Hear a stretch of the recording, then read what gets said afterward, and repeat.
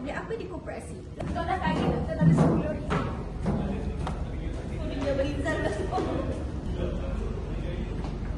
Masuklah. Kalau tak tahu malu. Ini RM5. Kau beli yang sama juga? Ya, so ini sedap. Anisha, ini RM5 tau. Dengan lagi RM5 ni, yang mesti kita suruh beli jajan-jajan lain. Betul dulu aku gila koci. Tak ingat. Dah saya buat sedikit amal hari ni. Tak pakai dia Abang Rizal. Inilah keadaan diorang tengah shopping dengan duit RM10 yang Abang Rizal bagi.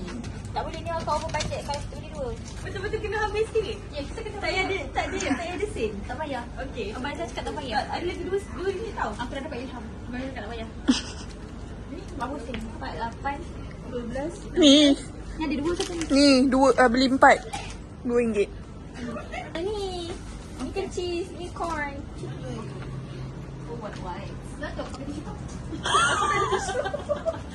Tak biasa apa prank kau. Lagi RM1 Cam. Lagi boleh lah. Naik. Bukan kau cakap kita ada banyak duit, kau dapat kita RM1 je. Mesti tak? Tikus. Bukan kat sini, kat luar. Ini pun sudah mahal dah.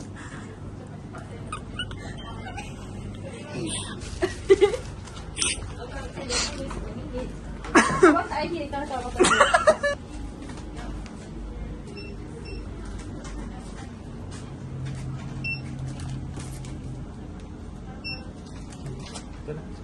Yeay. berjaya. Berjaya bawa benda.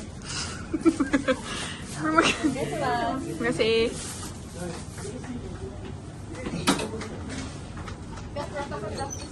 Ni okay video-video tu. Saya berjaya. So kita berjaya mengepau Abang Rizal dengan RM10. Kita beli macam-macam. Nanti kita buat haul, okey? Apa dekat sangat ni? Takut.